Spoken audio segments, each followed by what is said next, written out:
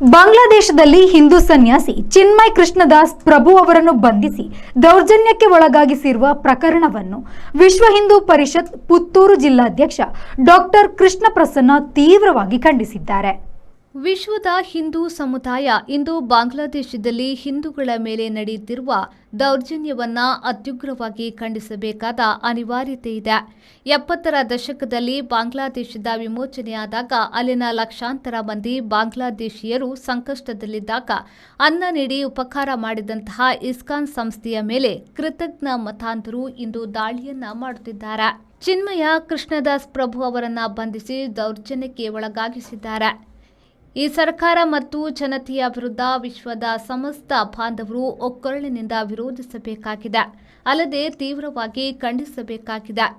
ಚಿನ್ಮಯ್ ಕೃಷ್ಣದಾಸ್ ಅವರನ್ನು ತಕ್ಷಣವೇ ಬಿಡುಗಡೆಗೊಳಿಸಬೇಕು ಮತ್ತು ಹಿಂದೂಗಳ ಮೇಲೆ ನಡೆಯುತ್ತಿರುವ ದೌರ್ಜನ್ಯಗಳ ವಿರುದ್ಧ ಸೂಕ್ತ ಕ್ರಮ ಕೈಗೊಳ್ಳಬೇಕು ಎಂದು ಕೃಷ್ಣ ಪ್ರಸನ್ನ ಆಗ್ರಹಿಸಿದ್ದಾರೆ.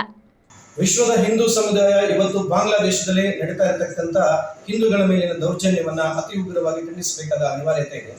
70ರ ದಶಕದಲ್ಲಿ ಬಾಂಗ್ಲಾದೇಶ ವಿಮೋಚನೆಯಾದಾಗ ಅಲ್ಲಿನ ಲಕ್ಷಾಂತರ ಮಂದಿ ಬಾಂಗ್ಲಾದೇಶಿಗರಿಗೆ ಕಷ್ಟದಲ್ಲಿದ್ದಾಗ ಅನ್ನವನ್ನು ನೀಡಿ ಉಪಕಾರ ಮಾಡಿದಂತ ಇಸ್ಕಾನ್ ಸಂಸ್ಥೆಯ ಮೇಲೆ ಕೃತಜ್ಞ ಮತಾಂಧರು ಇವತ್ತು ದಾಳಿಯನ್ನು ಮಾಡ್ತಾ ಇದ್ದಾರೆ. ಚಿನ್ಮಯ ಕೃಷ್ಣದಾಸ್ ಅನ್ನುವರನ್ನ ಬಂಧಿಸಿ ದೌರ್ಜನ್ಯಕ್ಕೆ ಒಳಗಾಗಿಸಿದ್ದಾರೆ. ಈ ಮತಾಂಧ ಸರ್ಕಾರ ಹಾಗೂ ಮತಾಂಧ ಜನತೆಯ ವಿರುದ್ಧ ವಿಶ್ವದ ಸಮಸ್ತ ಹಿಂದೂ ಬಾಂಧವರು ಒಗ್ಗಟ್ಟಿನಿಂದ ವಿರೋಧಿಸಬೇಕಾಗಿದೆ ಹಾಗೂ ಅದನ್ನು ಖಂಡಿಸಬೇಕಾಗಿದೆ. ನಾವು ವಿಶ್ವ ಹಿಂದೂ ಪರಿಷತ್ತಿನಿಂದ ಬಾಂಗ್ಲಾದೇಶ ಸರ್ಕಾರಕ್ಕೆ ಚಿನ್ಮಯ ಕೃಷ್ಣದಾಸ್ ಅವರ ಶೀಘ್ರ ಬಿಡುಗಡೆ ಹಾಗೂ ಹಿಂದೂಗಳ ರಕ್ಷಣೆಗಾಗಿ ಆಗ್ರಹಪಡಿಸ್ತಾ ಇದ್ದೇವೆ. ಅನೀಶ್, ವಿ4 ನ್ಯೂಸ್, ಪುತ್ತೂರು.